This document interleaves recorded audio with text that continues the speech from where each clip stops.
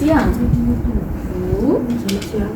Ya, perkenalkan Ibu, nama saya, boleh jabat tangan, karena kan bukan gangguan jiwa berat ya. Gangguan jiwa berat juga boleh jabat tangan, cuman harus dilihat, benar-benar dilihat pasiennya, bisa nanti narik tangan teman-teman gitu ya.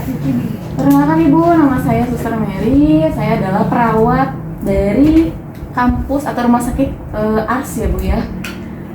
Jadi hari ini saya bertugas dari jam 7 sampai dengan jam 2 siang.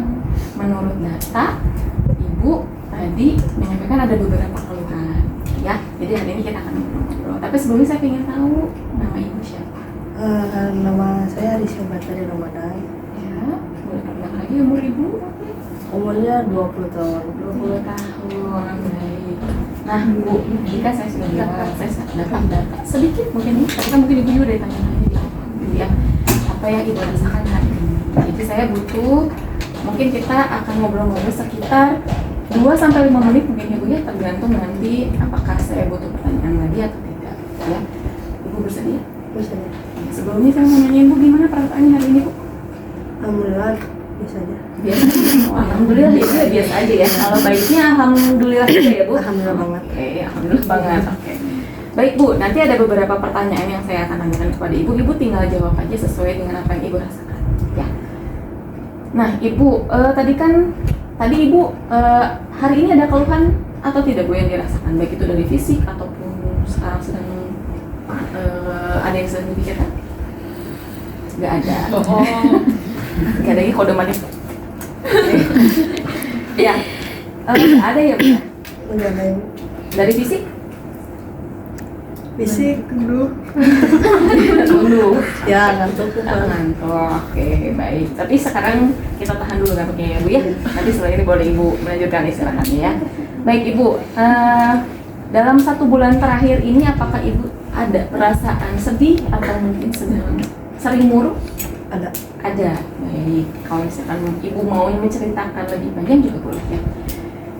Sedih yang dirasakan atau murung itu mau diceritakan atau boleh diceritakan alasannya kenapa atau sedang ada masalah apa?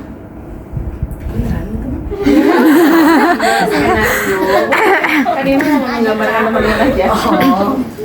Ya seringnya kita gara-gara dompetnya kosong. Kosong, oke. Kenapa kosong? Nggak ada ATM gitu? Kosong karena nggak ada yang jadi donatur. Nggak ada yang donatur. Berarti membutuhkan donatur ya Bu ya? Yes. Ya. Tapi saya tidak akan memberikan donatur apa-apa ya Bu ya. Jadi kita ngobrol-ngobrol aja dulu ya Bu ya. Oke, nah apakah selama 1 bulan terakhir juga ya Bu ya merasakan sering cemas atau ada rasa khawatir atau mungkin ada takut berlebihan terhadap satu objek? Jadi cemas sih. Cemas tadi gara-gara tidak ada donatur lagi ya. Iya. Oh, siap. Nah, dari perasaan cemas tadi, dari perasaan sedih atau murung yang dirasakan oleh Bu Risya ini, apakah membuat Bu Risya ini menjadi mudah marah atau mudah tersinggung? Ya. Ya.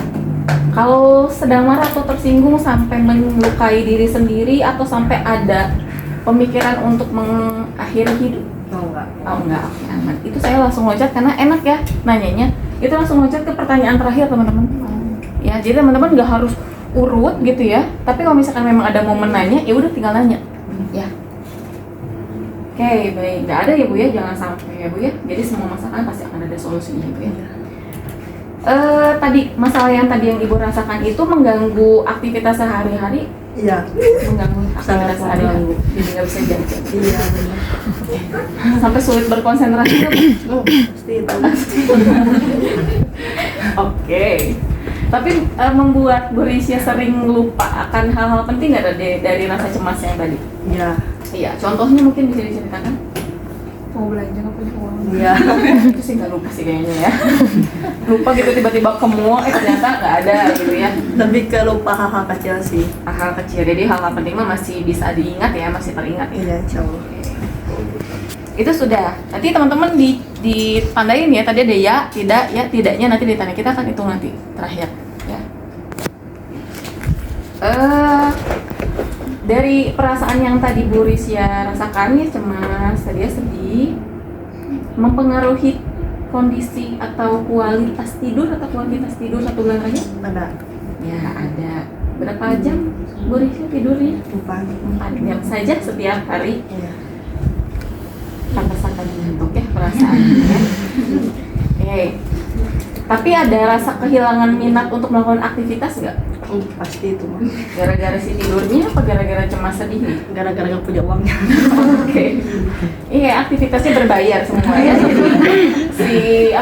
Si minatnya jadi berkurang karena berbayar. Oke. Tapi kalau misalkan dari sosialisasi atau berinteraksi sama teman-teman masih baik atau gara-gara masalah tadi nggak punya uang jadinya berpengaruh juga dari interaksi dengan orang lain. Aman. Oke. Ada masalah di keluarga atau lingkungan sekitar? Mama nih, kayaknya ada sedikit. Oke, baik. Sedikit ya, tapi untuk keluarga sendiri dengan tadi Bu Risha bilang lagi ada masalah gitu ya, ada cemas, sedih, memberikan dukungan enggak? Apa aja Bu Risha? Enggak. Pada kepo tuh jadi semuanya gara-gara pernyataan Risha enggak. Oke, tapi nggak apa-apa ya Bu Risha ya, kan tadi interaksi dengan teman-teman masih baik gitu ya, mungkin dukungannya dari teman ya. Oke Bu Risha, sudah selesai karena pertanyaan yang tadi saya sudah tanyakan di awal ya.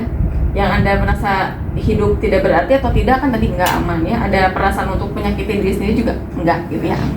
Baik Bu Risha, pertanyaan sudah selesai. Nanti akan saya scoringkan dulu gitu ya. Kalau misalkan memang dari skornya tinggi, mungkin Bu Risha sedang ada masalah dan ada kemungkinan nanti saya akan rujuk atau misalnya memberikan intervensi lanjutan.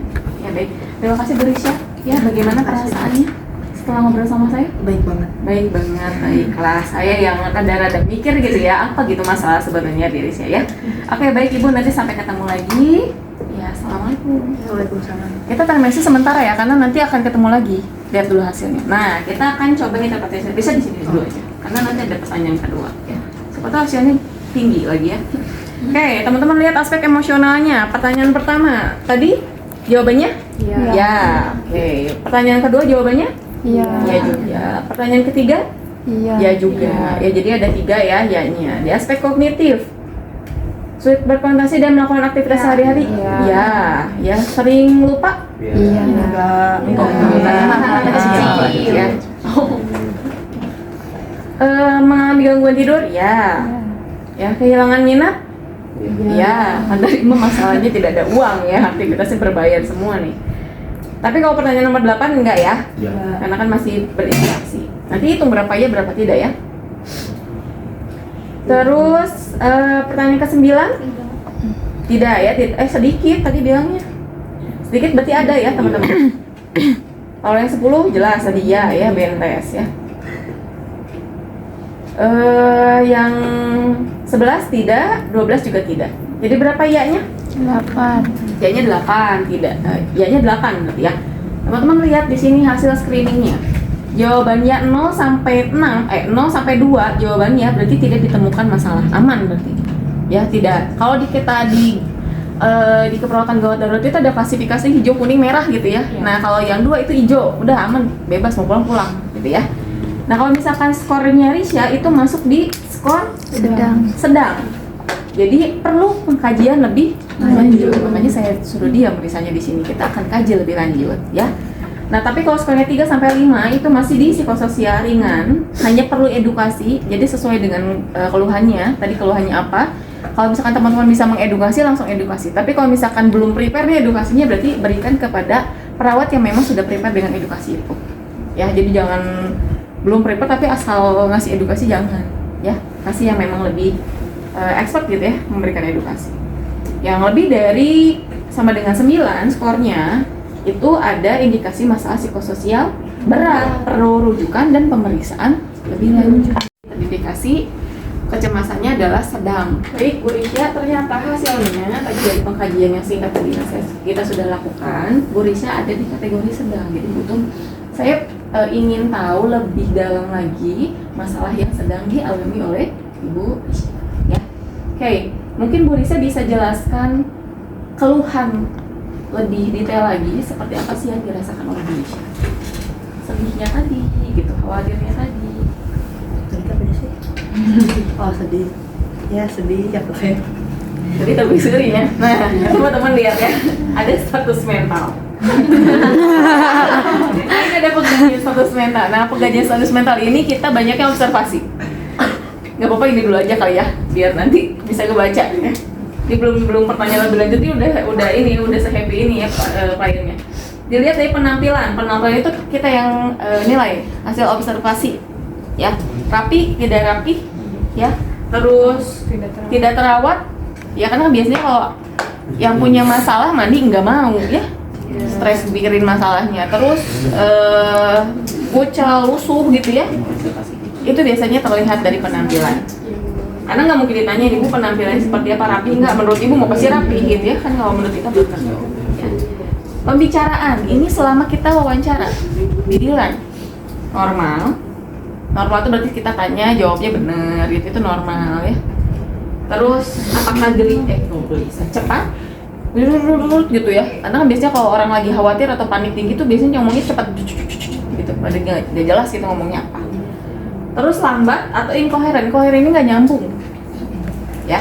Terus dari aktivitas motorik normal kah, ada gelisah atau tidak gitu ya. Kalau misalkan lihat dari siapa kan nggak ada gelisah ya. Kalau gelisah kan biasanya ada gerakan-gerakan, misalkan tangannya begini atau kakinya gerak-gerak, atau misalkan ada aja gitu gerakan-gerakan yang diulang, itu biasanya lagi gelisah ya. Hipoaktif banyak kan iya ngantuk gitu. Misalnya pada pasien-pasien yang HDR sih, orang-orang yang harga diri rendahin, dia aja hipoaktif, benar-benar nggak ada gerakan sama sekali gitu ya, minim. Kalau hiperaktif ya berciling-cincat ya. Jadi kalau lagi ini dia berdiri gitu, bentar ya bu, mana dulu, itu berarti hiperaktif ya, bisa dilihat dari saat wawancara. Alam perasaan, nah ini nih yang tadi kurang sinkron dari Risha ya. Timnya ini normal ya teman-teman, jadi dia bisa mengekspresikan perasaannya sesuai dengan apa yang dirasakan. Timia ya, jadi normal. Sedih ya, kita bisa lihat sedih gitu kan ya, perasaannya gimana tadi Risa, sedih gitu ya, cemas, tapi si ciri hilang berarti kan incoherent ya, tidak sesuai gitu ya di situ. Cemas bisa kelihatan ya orang cemas itu seperti apa, marah, takut. Terus afek, kalau afek ini ekspresi wajah sesuai. Kalau sedih ya berarti kan sedih gitu ya, kalau senang ya berarti senang gitu, afek wajahnya, ekspresi wajahnya gitu ya. Tumpul, tahu tumpul kayak gimana? Tumpul itu kalau misalkan dia tidak berespon, jadi ngelamun gitu ya, tapi saat kita berikan stimulus kencang, misalkan dipanggil Risa atau dikagetin, dia apa? Berespon sebentar tapi balik lagi. Jadi ngerespon stimulusnya doang. Kalau datar nggak ada respon sama sekali, jadi dia ngelamun, terus di Risa, diapain, dicubit, lempeng, itu datar. Ya benar-benar kosong, itu berarti datar. Labil ya itu tadi kadang nyum gitu, terus tiba-tiba tangis, itu labil ya. Proses pikir logis itu masuk di akal ya, saat ditanyakan berarti nyambung gitu ya jawabannya sesuai dengan kenyataan. Flight of idea ini loncat-loncat ya, temanya ganti-ganti, lagi bahas makan tiba-tiba ke bahas tidur gitu ya, tiba-tiba pada pertanyaannya nggak ke sana, itu loncat-loncat, flight of idea. Blocking, tiba-tiba diem, bisa apa sih? Tapi lama banget jedanya, itu namanya blocking ya. Sirkumtansial, kalau sirkumtansial ini saat diberikan pertanyaan, misalkan saya tanyakan, Risa udah makan belum? Ya, terus saya jawabnya gini, tadi ya bu ya, saya jalan kaki dulu, capek ya tuh bolak-balik lapang as gitu ya. Terus tadi malam saya tidurnya juga cuma 2 jam, tapi tadi pagi saya udah sarapan. Jawabannya ada di akhir, tapi muter dulu, baru dia jawaban, namanya sirkumtansial ya. Itu kan kok aneh sih bu orang, ya namanya juga orang lagi punya masalah ya, kondisi otaknya lagi nggak stabil gitu, neurotransmitter juga lagi nggak stabil, wajar kalau jawabnya kayak gitu ya, nggak nyambung. Tapi jangan langsung bilang ih gangguan jiwa gila, enggak ya, karena memang mungkin itu kondisional karena lagi ada masalah, jadi si proses pikirnya tuh muter dulu ya, bukan berarti akan mentap. Kalau pasien gangguan jiwa berat mungkin bisa mentap, tapi kalau kita sedang ada masalah cemas, orang cemas aja kalau ditanya udah makan belum, nya kehela tuh kehela. Ini pertanyaannya juga kan bukan kehela gitu ya. Makan, tapi jawabannya kayak begitu. Itu wajar ya. Isi pikir normal. Ya berarti kan dia memikirkan hal yang realistis, itu normal. Waham ya, kemarin ini mungkin sempat disinggung sama saya. Ada keyakinan yang diyakini tidak sesuai dengan realita, itu waham. Ya Pak Risha waham. Obsesi itu ada satu keyakinan yang kekeh gitu, pingin di, jadi diungkapinnya terus menerus gitu. Pokoknya saya tuh pingin ini bu, terus selama wawancara itu diungkapkan terus menerus, itu obsesi. Ya. Fobia, adanya ketakutan ya terhadap satu objek. Persepsi, tidak ada gangguan, berarti yang mempersepsikan sesuatu tidak ada gangguan. Halusinasi berarti bisa ngedengerin sesuatu tapi nggak ada wujudnya, ya. Penglihatan bisa melihat sesuatu tapi nggak ada sebetulnya.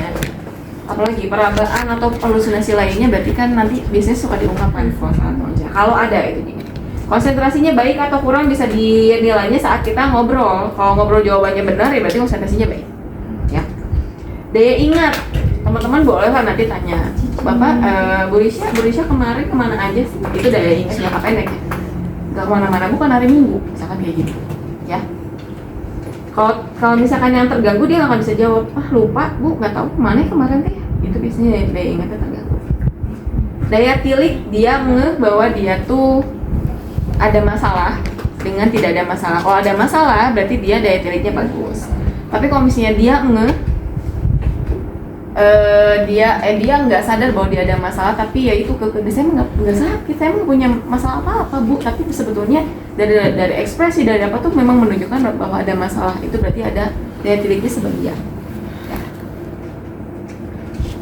Nah, kategorinya adaptif atau maladaptif lihat dari gejalanya ya. Kalau gejalanya masih aman-aman aja berarti adaptif. Kalau yang udah melenceng berarti masuk ke maladaptif ya. Itu ya untuk status mental. Singkat sih sebetulnya ya, kalau di pasien gangguan jiwa berat itu lebih banyak ya, dari banyak lah pokoknya, lebih banyak daripada ini ya.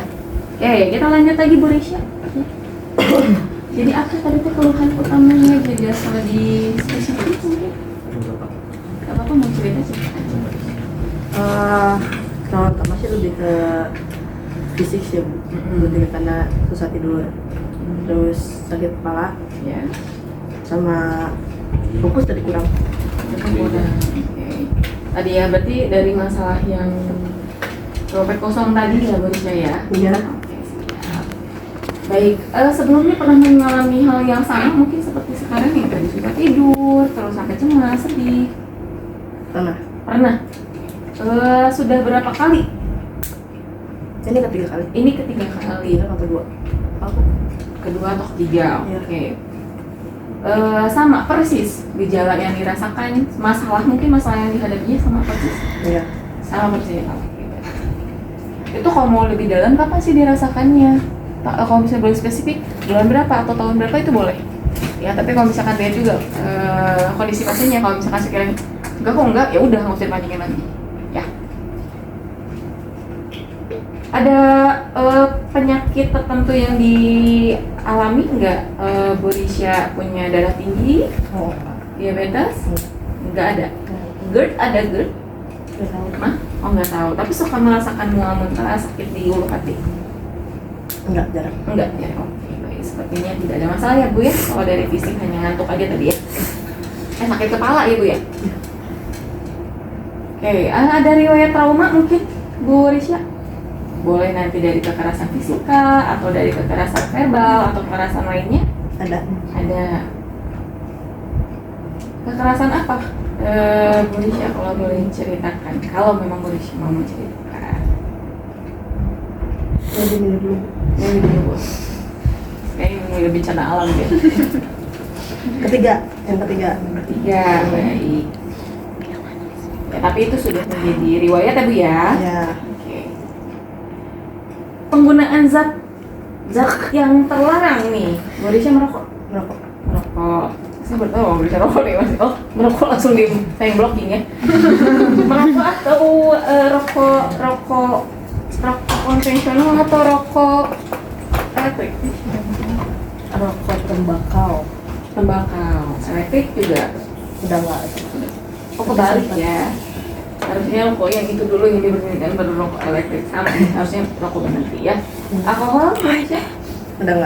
Udah enggak. Kita jelas temennya ya. Sudah enggak. Nabza? Enggak itu. Enggak, jangan ya. Oke. Narkoba. Itu narkoba. Zatnya sebenarnya udah masuk rokok sih, zat adiktif ya sama narkoba. Alah.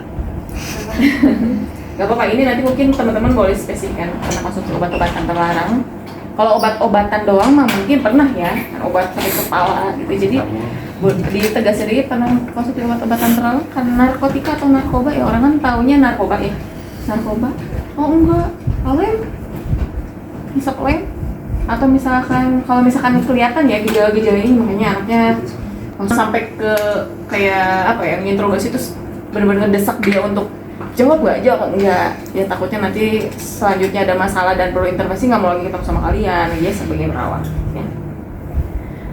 Baik Bu Risha, pertanyaan selanjutnya tadi kan sebetulnya ada sih pertanyaan di kajian 2 menit, sedang ada masalah keluarga kah, atau tadi kan Bu Risha bilang sedikit ya ada masalah keluarga, mungkin masalah lain ada yang dirasakan sebagai jadi pekerja memang kuliah ya. Iya.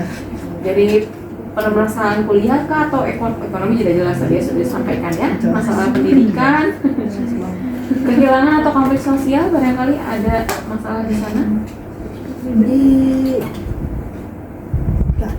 Nggak ada, baik cuma hanya masalah keluarga dan ekonomi mungkin ya tadi yang di-spill sedikit ya. Oke Bu Risha, berapa bersaudara Bu? 6 bersaudara, tinggal sekarang dengan mama papa.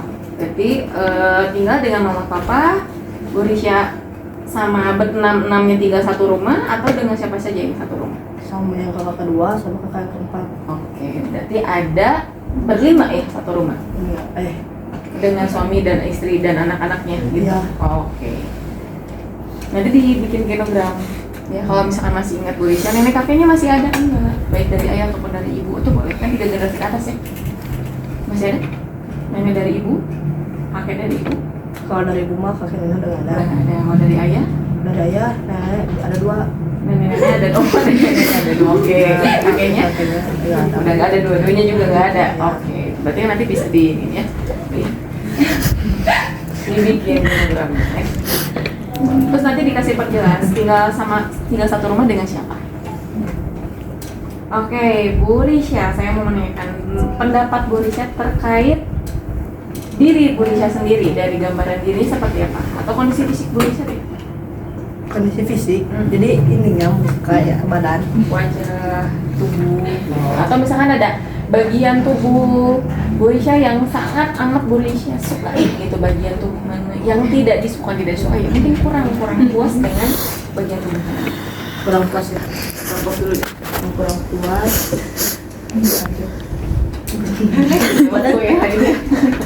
Badan susah naik berat badan. Susah naik berat badan. Oke, berarti dari berat badannya. Sama bentuk. Oke, dari bagian tubuh yang paling disukai? Oh jelas ya, semua orang nggak pasti. Aduh, apa tuh? Hidung. Hidung ya. Tapi kalau dari kondisi tubuh fisik lain ada mungkin yang selain hidungnya Bu Risha apa ya sukai atau yang merasa saya tuh puas banget dengan bagian tubuh saya ini gitu, karena ini fungsinya lebih bisa saya nikmati dibandingkan bagian tubuh yang lain. Kalau kaki Karena bisa dipakai jalan. Dan mungkin ada hobinya? Ada. Jadi kan tadi ya bisa dikaitkan dengan hobi. Itu kan bisa jadi kalau nanti masalah Rishanya adalah harga diri rendah, bagian tubuh itu yang akan kita berikan intervensi. Itu kan ibu punya kaki, bisa futsal, bisa gitu. Ya. Bagian kurang nggak usah dibahas. Ya karena kalau bagian kurang dibahas terus kita akan berikan intervensi, belum tentu mereka akan terima. Misalkan saya tanya, kan bagian yang tidak disukai adalah nggak bisa naik berat badan. Bu Risha makan yang banyak, kan kayak kurang, ya makan yang banyak kan butuh uang Bu, gitu kan ya. Uangnya kan tadi ada jadi masalah masalah keuangan yang saya hadapi. Gimana saya mau makan banyak, takutnya tidak sesuai, gitu ya. Oke, menurut Bu Risha, memandang diri Bu Risha itu seperti apa? Bu Risha kan perempuan, puas tidak menjadi seorang perempuan? 75% puas. 75% puas. Bener ini Bu Risha ya, jawabannya membuat pertanyaan yang besar teman-teman yang lain. Baik, jadi 25% ada rasa ketidakpuasan. Itu balik lagi ke diri ibu sendiri ya. Jadi kan memang kalau misalkan perlu diungkapkan boleh nanti diungkapkan, tapi kalau tidak tidak masalah ya. Peran Bu Risha saat ini berarti memiliki mengemban berapa peran berarti Bu Risha ya sebagai mahasiswa kuliah. Siswa, Terus peran anak, terus adik, baik, terus bibi, bibi, oke, Ya. punya ponakan ya. ya, Oke. cucu. Hah, cucu? Oh, sudah punya cucu. Sudah. Cucu Bu. Oh, peran. Kan masih punya nenek. Oh, iya. Oh iya, perannya sebagai cucu. Oh iya ya. Jadi peran sih yang soalnya ya. Peran sebagai cucu baik. Terus peran mungkin punya organisasi? Punya. Punya. Di situ juga ada peran kan?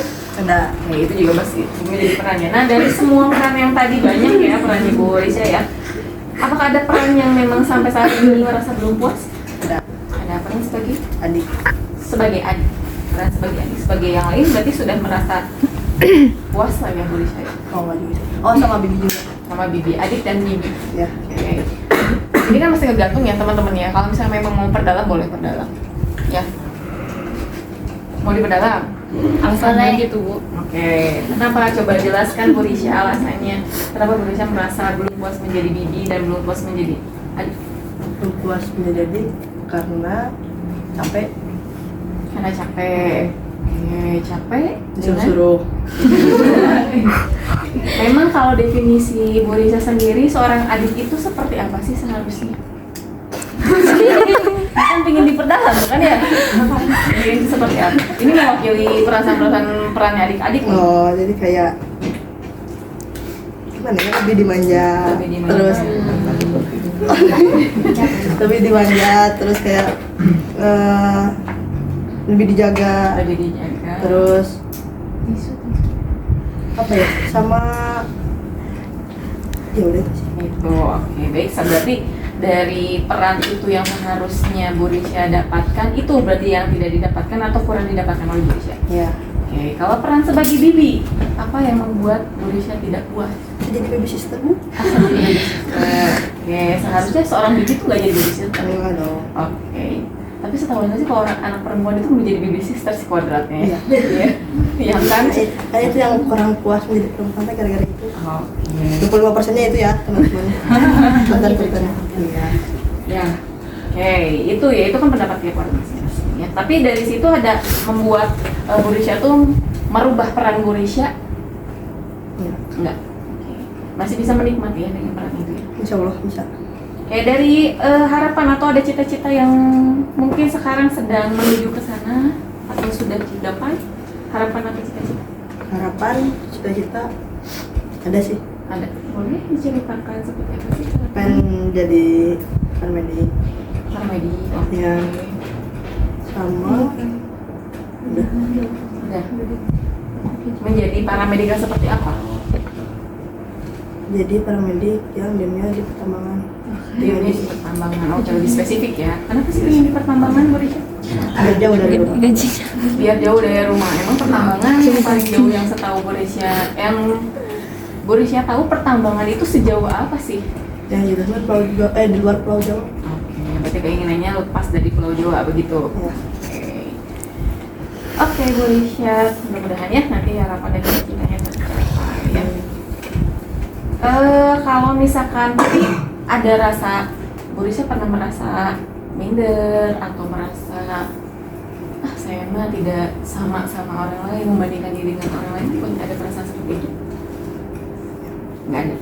Oke, berarti Bu Risha merasa percaya diri dengan kemampuan Bu Risha. Sangat ini ya. Sangat. Oke.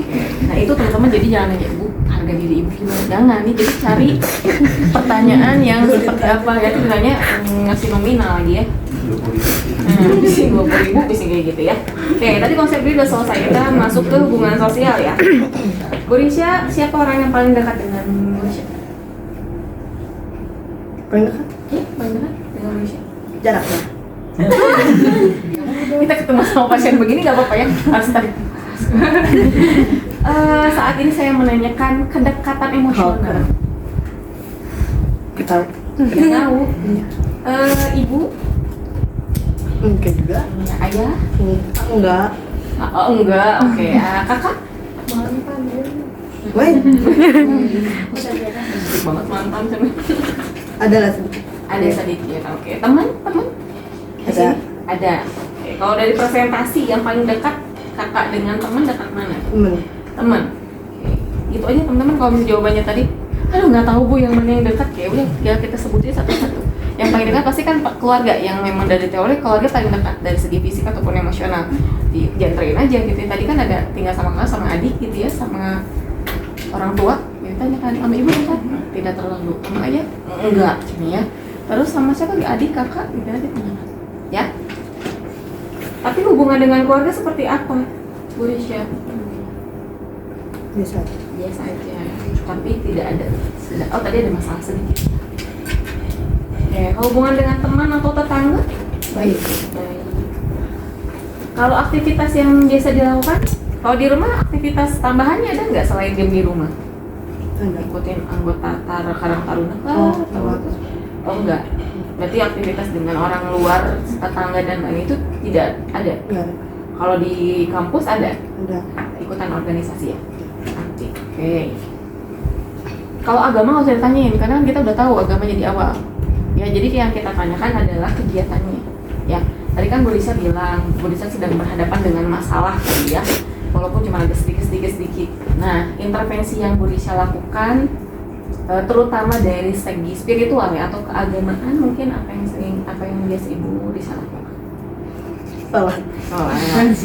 Dapat kudu ketawa sih bisa salah. Terus apa lagi Bu Lisa? Pikiran. Zikir. Itu semua saya. Ya, pokoknya individual ya.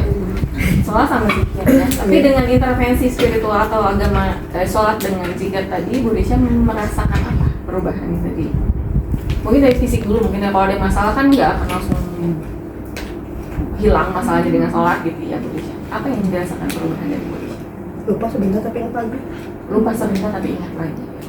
Tapi setidaknya pernah merasa tenang dulu sebentar, baru nanti terpikir lagi.